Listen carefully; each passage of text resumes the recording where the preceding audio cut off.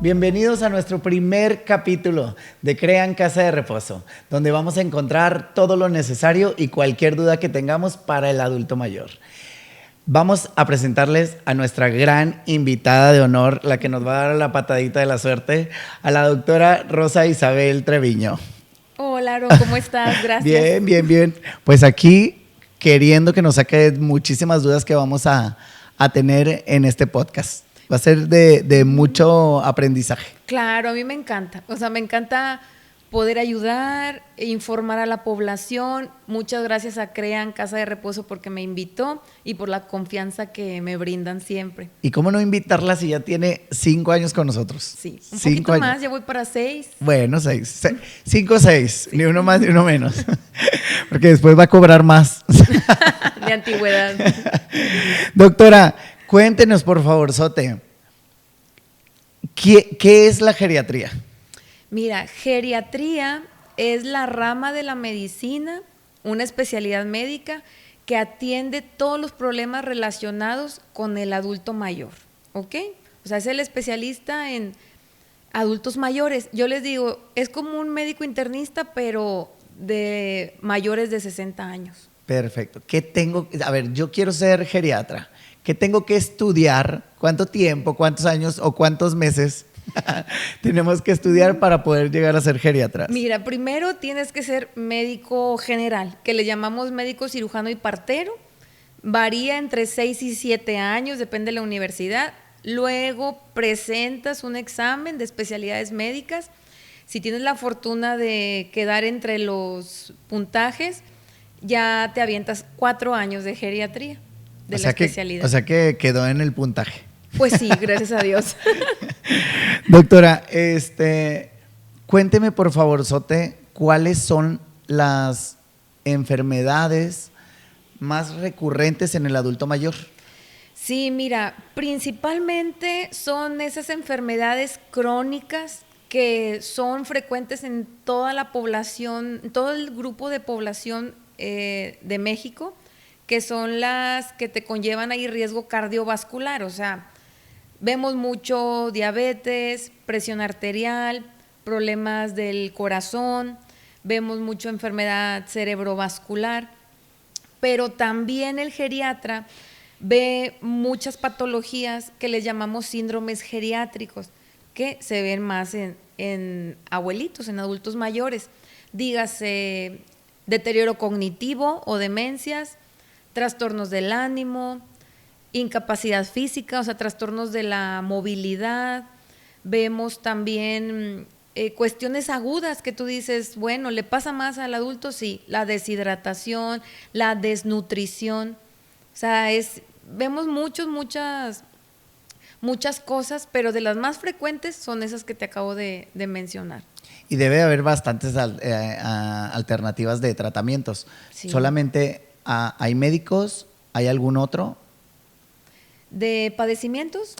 De tratamientos. Ah, claro, sí, o sea, hay tratamiento médico, dígase de medicamentos, pero también hay terapias físicas, terapia ocupacional, terapia psicológica, incluso tratamientos alternativos. O sea, a veces no nos cerramos a esa opción. Pregunto porque de verdad va a haber familiares que me gustaría que lo tomaran en cuenta, porque a veces piensan que, ejemplo, oye, ¿sabes qué? Tiene depresión, vamos a darle un antidepresivo, sertralina. Vamos a darle sertralina y llegan al mes sin haberlos visitado antes, sin haber dado un seguimiento a ellos como familiares y te dicen, oye, es que ya le dimos el medicamento, pero pues no hace efecto, ¿no? Uh-huh. Y siempre les digo, pues no es magia. Sí necesitamos tener un poquito más de ayuda con el paciente que está depresivo para poderlo sacar de ahí del entorno. Pero no todos ponen atención a esa gran parte. Sí, o sea, gran parte del tratamiento a veces no es nada más farmacéutico, no es medicamento, se necesita acompañamiento, investigar bien las causas. A lo mejor lo que a él le deprime es la falta de apoyo familiar, quizá, ¿verdad? Entonces no siempre es la medicina la opción 100%.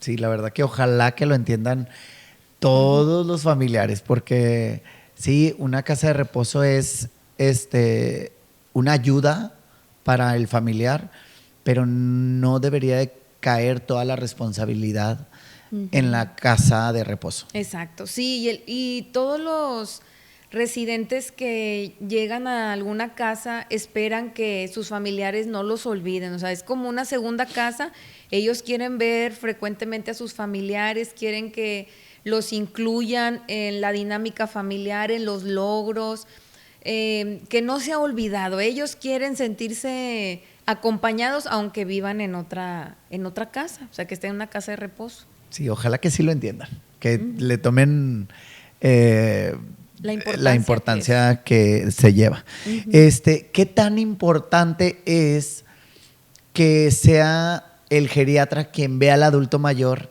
y no un médico general? Pues mira, si un médico general o familiar está capacitado o está muy familiarizado con padecimientos geriátricos, excelente. Yo veo muchos diagnósticos muy acertados, pero en general, pues ya el médico geriatra ya tiene en mente eso que le va a buscar al adulto mayor. Si no lo conoces, no lo diagnosticas. Si no conoces el padecimiento, no lo vas a investigar. Entonces aquí nosotros ya tenemos una metodología.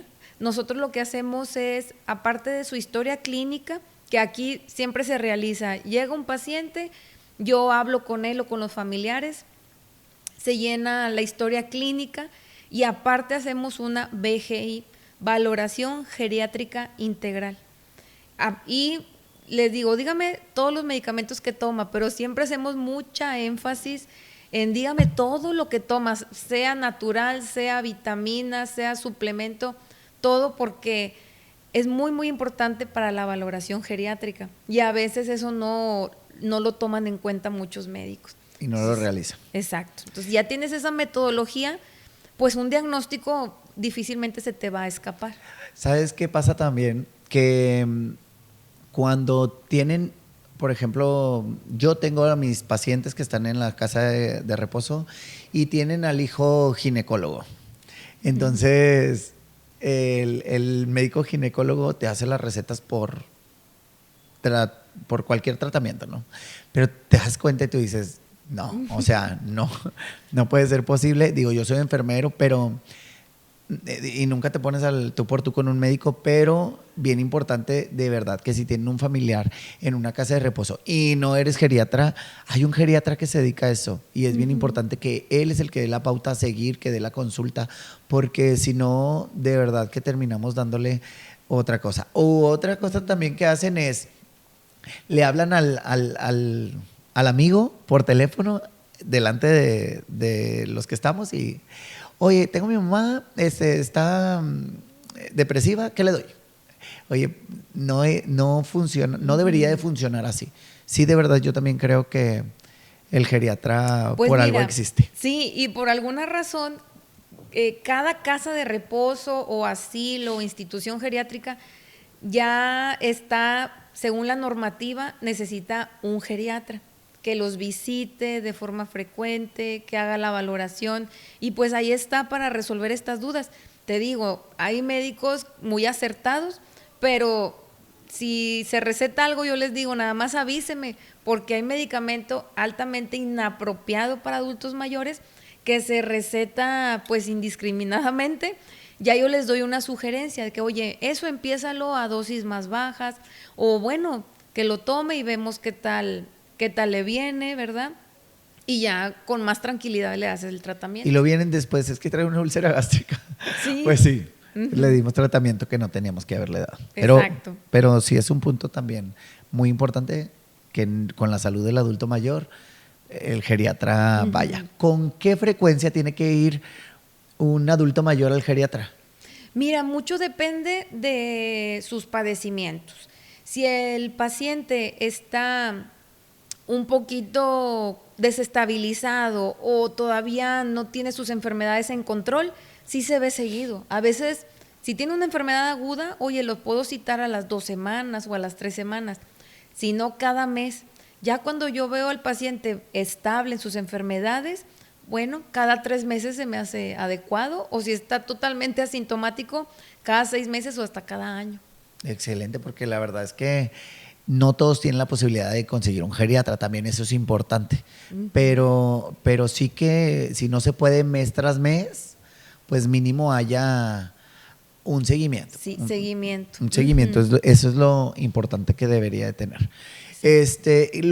Los estudios de laboratorio que se le piden a un adulto mayor, ¿cuáles? Digo, también debe de depender de la enfermedad, pero ¿cuáles son los más recurrentes? Los que debemos de tener en el cajón. Cada vez que llega un médico y me pida algo, yo lo saque del cajón y eso los tenga a la mano. Mira, en general nosotros pedimos los mismos que se le pide a cualquier paciente y difieren un poco. Les pedimos su biometría hemática, química sanguínea completa. Ahí viene pruebas de función hepática, pruebas de función renal, viene a veces los electrolitos. En la química sanguínea completa, casi siempre es de 24 elementos o más. Pero nosotros acostumbramos mucho investigar padecimientos tiroideos. Como es muy frecuente en el adulto mayor, les pedimos perfil tiroideo. Aunque no tenga sintomatología muy evidente, se pide. Bueno, como Secretaría de Salud nos pide otros, ya vamos a tener que poner el tiroideo de base. Yo se los pido, ¿verdad? Perfil tiroideo, vitamina D3 en sangre, que ahora se sabe que es una vitamina sumamente importante para la memoria, para el ánimo, para función muscular. Se me hace que ya la vamos a empezar a tomar nosotros. Pues sí, o deberíamos de checarla, o sea, a ver cómo está, porque pues se adquiere de la luz solar y ya no nos asoleamos tanto y pues pudiéramos tenerla baja, ¿verdad? Entonces, vitamina D3 en sangre y examen general de orina. También yo les sugiero una densitometría ósea, vamos a ver si tiene osteoporosis o no, y siempre tener su seguimiento ginecológico. O sea, hay cosas que el geriatra se nos salen de las manos, tal vez el ginecólogo sí les va a sugerir su detección temprana de cáncer, o sea, que se haga mamografía o Papá Nicolau. Excelente, la verdad es que sí, digo, yo entiendo porque a veces tenemos de todos los familiares y a veces los familiares te dicen, oye, ¿sabes qué? Pues no lo completo, no se lo puedo hacer. Pero los de base siempre deberían de existir, que mínimo, yo creo que si tenemos algo ginecológico, a lo mejor en una biometría, en una química sanguínea a lo mejor sale, ¿no? O sea, algo alterado que nos va a ir guiando hacia allá. Sí. Pero sí, no todos, no siempre se puede. Ojalá que no se batalle y que cada vez haya más chequeos. Sí, o estar al pendiente de campañas de salud. O sea, a veces hay campañas y ya, pues, ahí te apoyan con eso. Sí, en los, ¿cómo se llaman? Módulos. Los módulos de salud. Secretaría de Salud tiene sus, porque mucha gente no sabe, viene aquí y te dice, oye, no, es que está bien caro, y sí es cierto, los guías al centro de salud era la palabra, los guías al centro de salud, y ahí te pueden, hasta te salen regalados. Sí. Pues bueno, ese es un buen punto. ¿Qué enfermedades tenemos más? Esta pregunta me gusta mucho porque creo saber la respuesta, pero quiero que lo escuchen de un médico. ¿Qué enfermedades son las más frecuentes? ¿Del adulto mayor? En el adulto mayor, claro. Pues mira, si quieres, podemos ubicarnos en pacientes, en un perfil de paciente de residencia geriátrica, si quieres. Okay. Porque, bueno, vemos de todo. Sí, claro. Yo puedo ver pacientes totalmente sanos, pero que tienen osteoporosis. Entonces, hay de todo. Pero en las casas de reposo, ¿cuáles son los diagnósticos más Sí, es muy comunes? Frecuente secuelas de evento cerebrovascular o secuelas de infarto cerebral. Vemos pacientes con demencia, ¿verdad? Vemos pacientes con insomnio, desnutrición o con problemas en su movilidad. Todo esto lleva a una pérdida de la funcionalidad. Ya el paciente ya no es independiente, necesita del cuidado de alguien más. En general, esos. Yo quería llegar a ese punto porque como somos Crean Casa de Reposo, de verdad yo insisto y voy a morir insistiendo que una casa de reposo que cumpla con toda la normativa que te marca Secretaría de Salud, DIF, Protección Civil y demás, pues es una muy buena opción. Es una buena opción porque de verdad el paciente tiene un cambio. Y hay pacientes que van en deterioro, pero el cambio lo tiene el familiar. A veces creemos que es cuidar al paciente y sí, ese es nuestro trabajo como casa de reposo, pero también el familiar se debe de cuidar. Sí, exacto. O sea, y para eso están las casas de reposo. Yo le digo, oiga, sin hacer promoción, pero aquí en Monterrey hay más de 90 asilos o casas de reposo, más de 90. Por algo existen, por algo tienen su normativa por el DIF, por algo, es un apoyo. Existe algo que se llama síndrome del cuidador, ¿ok? Eso mucha gente importantísimo. No lo toma en cuenta, pero el cuidador se enferma más que el enfermo. O sea, empieza a tener la persona, a veces es familiar, a veces no, empieza a tener trastornos del sueño, del ánimo, empieza a sentirse cansado. A veces en el cuestionario que hacemos, ahí dice, o sea, ya te empieza a molestar tu familiar, o sea, cuidarlo, y dicen, oye, sinceramente sí, ya estás en sobrecarga del cuidador, o sea, ya es sobrecarga. Entonces, ahí yo sí le sugiero ayuda. Y ya empieza el maltrato al adulto mayor. A veces por sí, parte de sin los querer. Claro. Y a veces es queriendo y a veces es sin querer, que ya no lo pueden cuidar bien, se sobrepasa eso. Si no están preparados para atenderlos, para bañarlos, para cuidarlos, para medicarlos, para nada. Y de verdad que el síndrome del cuidador es importantísimo porque ha pasado que vienen a pedir informes y luego no, ¿sabes qué? No me siento capaz de dejarlo porque la verdad es que en México no está como bien visto, ¿no? O sea, todavía no llegamos a esa etapa donde tú pienses, oye, ¿sabes qué? Necesito ayuda, busco una casa de reposo. No, todavía el sentimiento te gana. Y como hijo, no lo he vivido, pero lo vivo como enfermero todos los días, donde viene el familiar preocupado. Pero me ha tocado que, oye, no lo quise dejar y luego le dio el síndrome del cuidador y venía acompañado de un accidente cerebrovascular para el cuidador. Y el por el estrés, por lo que gustes y mandes, pero ya se enfermó más. Y el paciente en la misma situación. Y ahora, ¿cómo lo cuidamos? Con una embolia de por medio, ¿cómo cuido a mi paciente, a mi mamá o a mi papá o a mi hermano? No hay manera de cuidarlo ya una vez con un accidente cerebrovascular. Y de verdad que sí es importante que el síndrome del cuidador, cuando empecemos a sentirlo, busquemos ayuda. Exacto. Sí, a veces llegamos al punto de que tienes que medicar al cuidador. Lo medicas con algún ansiolítico, algo para que descanse, y ya tú les das acompañamiento, le sugieres que pida ayuda. Y a veces una opción de ayuda pues es una casa de reposo. Yo les digo, es que tienes razón que en México hay distintos conceptos.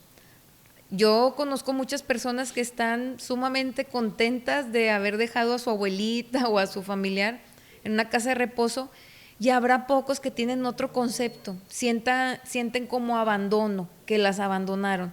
Pero en general la mayoría está muy agradecida de haber tomado esa decisión, o sea, porque les va mejor, les va bien, están acompañados. A veces en casa tenían aislamiento social, o sea, es normal, ¿tú crees que sea normal que esté toda la tarde solo el familiar sin hablar con nadie, sin tener interacción? Pues claro que se deterioran. Entonces, aquí ya hay acompañamiento, siempre tienes a alguien que te escucha, ya sea el cuidador, el enfermero, tu compañero de cuarto, hay actividades. Tienes tus alimentos a tus horas, no te falta ninguno, comes acompañado, o sea... Sí, a veces el familiar cree y te dice, yo soy quien hace las entrevistas siempre, cuando van a ingresar a un paciente. No hay nadie que lo haga más que yo. Ese trabajo no me lo quita nadie, me gusta mucho. Porque le das una solución buena al cliente. a veces te dicen, no, es que ¿cómo crees que lo voy a abandonar? Traerlo a una casa de reposo no es abandonarlo. La verdad es que yo siento que sí es preocuparte por él, porque, como lo decía, vive aislamiento en la casa. A veces están más abandonados en las casas, en sus propias casas, que con ayuda. Entonces, si yo estoy a favor de las casas de reposo, digo, a esto me dedico, pero viendo al adulto mayor, sí es una parte importante lo que necesita de cuidado. Y aparte, aquí en tus casas de reposo en CREAN, sí te prestas mucho a que el familiar venga a ayudarte en el cuidado del residente. O sea, las horas de visita son amplias, hay familiares que vienen todos los días, que ellos se ofrecen a darles de comer, a darles los medicamentos. Entonces ellos sienten que ya hay 2 personas cuidando de su familiar. Sí. Ellos y los de la casa de reposo. No, y la verdad es que tiene bastante razón en esa parte de que, oye, no lo vienes a abandonar. Otra cosa es que vengas, lo dejes y ya aquí lo olvides. Pero, oye, todos los días está abierto sin necesidad de avisar, ni agendar, ni andar pidiendo permiso para poder llegar. Así que, sí, continuamos a favor de las casas de reposo porque te va a dejar una tranquilidad padre. ¿Cómo se le ha pasado en estos 5 años en CREAN? ¿Qué tan complicado es trabajar en CREAN como geriatra con los familiares? ¿Qué nos topamos más? Que no nos gustaría toparnos. Que sí es importante no perdernos sobre a lo que venimos como geriatras, ¿no? Porque a veces viene la hija y luego te dice, oye, yo no vengo a consultarlo a usted, vengo a consultar al paciente, ¿verdad? Porque se pierde esa parte. Pero, ¿cómo se le ha pasado en este tiempo con ello? Pues mira, me la paso bien porque aquí sigo, ¿verdad? Me gusta mucho, me gusta la convivencia con el residente y también con los familiares. Me gusta resolver dudas. Es un reto porque a veces tú les das otro punto de vista que ellos ya tienen. Pero no vamos a decir nombres. No, pero bueno, ahí estamos. Yo trato de hacer lo mejor posible, de tranquilizar al paciente. Si hay algo que yo creo que yo no podría hacer, yo le sugiero otro especialista, sin duda. Le digo, mire, yo considero que lo tiene que ver el cardiólogo, considero que tiene que ir con el gine. Así les hacemos esa sugerencia. No siempre es porque yo querer tratarlos de todo. Y es un reto, como te digo, la convivencia con el familiar, porque tienes que ponerte en sus zapatos, qué está pensando ella o él, hay que comprenderlos, ¿verdad? A veces yo les doy diagnósticos difíciles. Yo les digo, oiga, tiene demencia su papá, o sea, y una demencia avanzada, pero no se los digo así, tienes que decírselos con tacto, tienes que explicarles de qué se trata. Sí, es fuerte Entonces, a veces les das diagnósticos muy fuertes, pero tienes que tener esa forma de comunicárselos.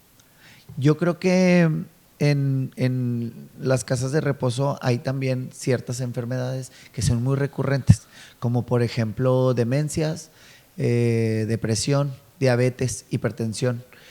Y creo que hasta esos diagnósticos que son muy leves, también hay que tener un tacto para decirlos. Y tienes que buscar la manera adecuada para que el familiar no se sienta mal, porque tiene depresión el papá y luego viene la hija y se enteró de la noticia y también le dio depresión. Entonces no queremos afectar.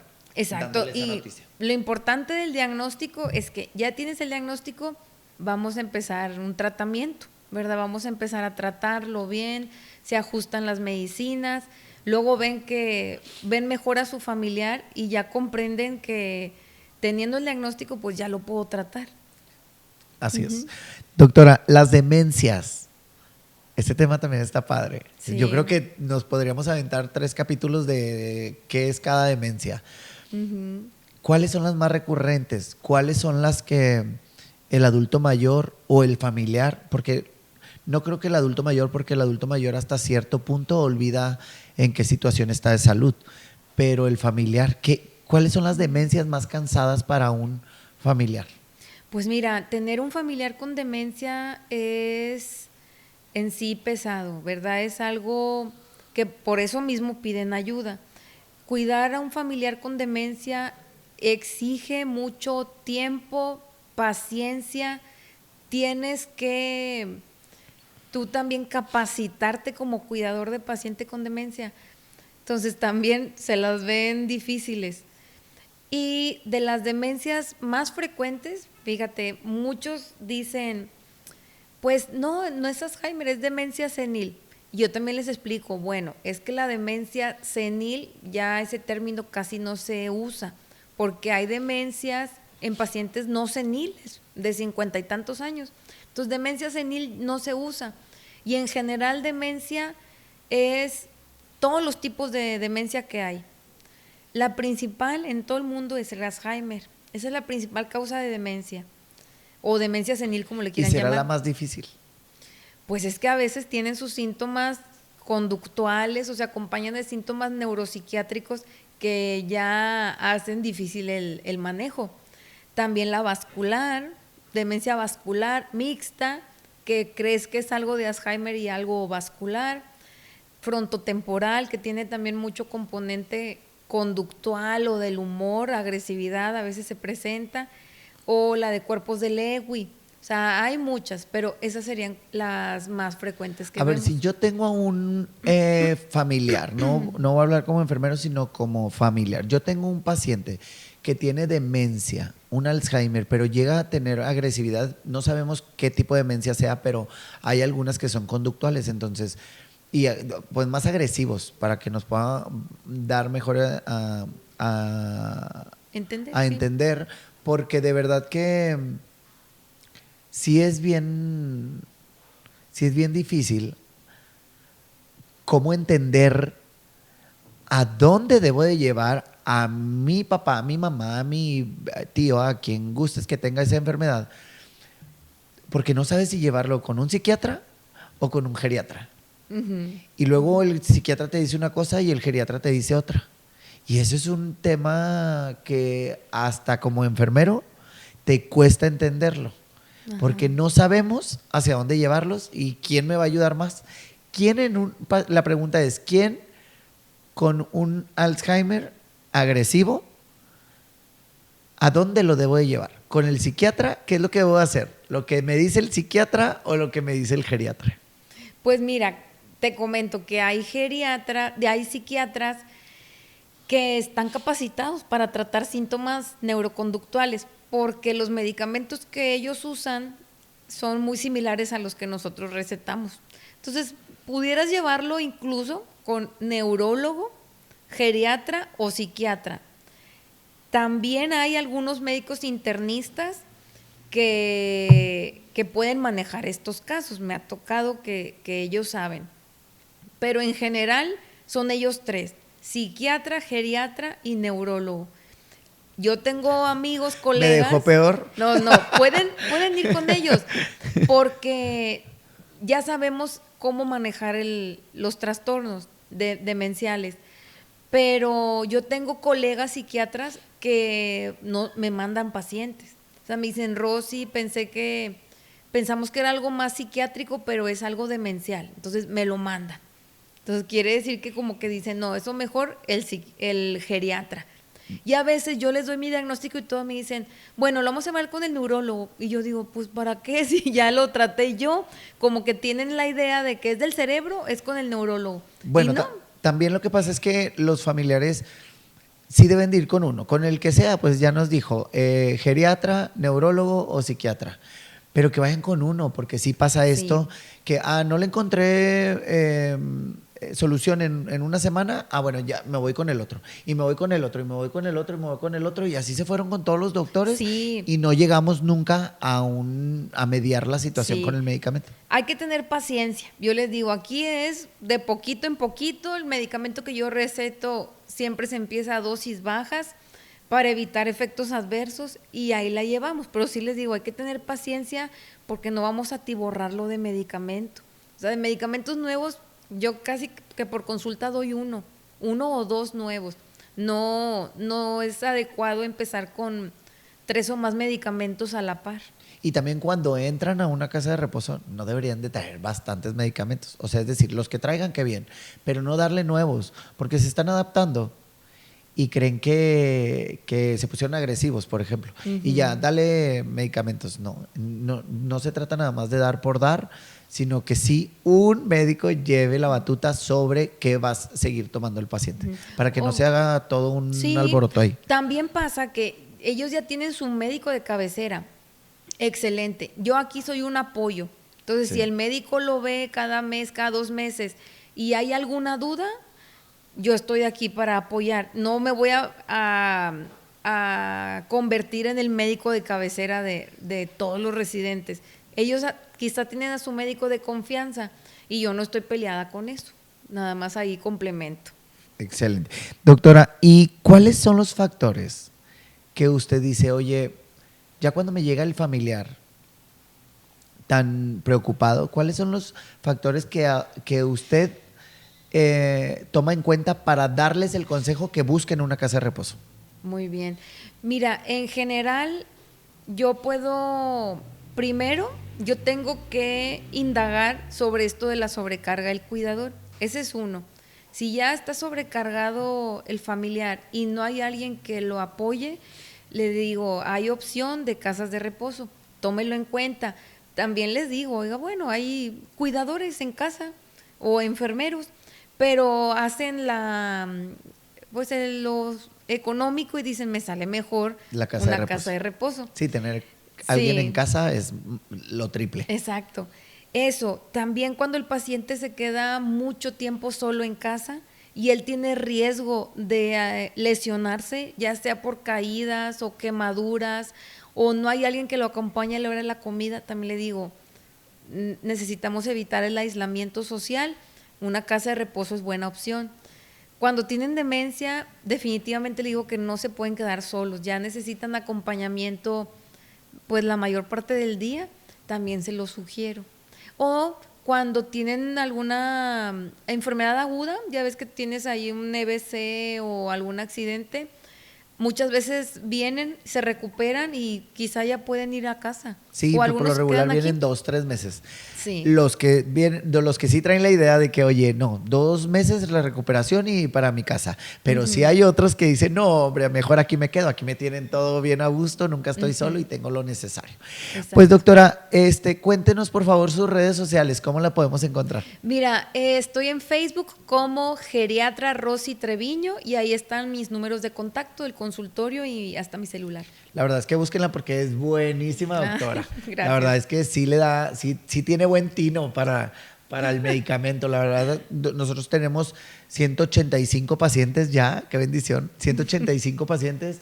Y ella con otros geriatras que tenemos en el equipo los están consultando y la verdad es que mis pacientes son tranquilitos, sin necesidad de tenerlos sedados ni drogados, dopados. No es ese tipo de doctora, de verdad que les va a saber ayudar mucho. Doctora, en estos 6 años, 5 años, ya perdí la cuenta, entre 5 o 6 años, dígame por favor lo que piense de Crean Casa de Reposo, y no porque esté yo aquí, sino qué le ha dado y qué es lo que más le ha gustado de Crean. Mira, a mí me gusta Crean, o sea, yo sigo siendo la geriatra titular de varios de tus asilos porque veo que estás muy comprometido con el cuidado del adulto mayor. O sea, aquí les brindan calidad de vida, dignidad, los mantienen ocupados, o sea, les hacen un sentido de que ellos son útiles, de que están aquí, pertenecen. Tú también siempre estás muy al pendiente, los cuidadores que contratas, los enfermeros. O sea, se me hace que están muy bien cuidados los residentes aquí. Entonces, y aparte se siente que los quieren, ¿sí? O sea, sientes que quieres a todos tus residentes. Sí, digo, qué bendición escuchar esto porque de verdad que siempre que me levanto no hay día que no mire mi celular así como de que, oye, hubo pendientes en la noche, tengo mi alarma a las 2 de la mañana, aunque no me lo crea, para saber si hubo algo en la noche. O sea, sí estoy muy al pendiente. Qué bueno que se note, qué bueno que sea una parte importantísima que se note. Es de verdad que es la palabra, que se haga notar todo el empeño que le ponemos. Y no nada más soy yo, es todo un equipo. Es todo un equipo que lo hacemos con muchísimo gusto. Pues para terminar, quiero agradecerle este momento que estuvo con nosotros. Ahí después me da la patadita de la suerte. Sí. Pero de verdad no hay manera de agradecer tanta atención, tanta calidad, tanto trabajo. Muchísimas gracias de verdad, de corazón y con la mano de verdad puesta en el corazón. Muchísimas gracias. No, de nada. Muchas gracias, Aaron. Bueno, pues esto fue nuestro primer capítulo de Crean Casa de Reposo. Y sigan al siguiente, que van a encontrar siempre lo mejor para el adulto mayor. Siempre vamos a traer invitados, siempre va a ser geriatras, licenciados en gastronomía, administrativos, enfermeros, cuidadores, pacientes. Vamos a tener unas historias, porque los pacientes tienen unas historias preciosas que contar. Así que estén al pendiente de nuestro siguiente capítulo. Recuerden que todo comienza con un sueño y siempre hay que lograrlo. Crean Casa de Reposo. Hasta próximo. Crea Casa de Reposo.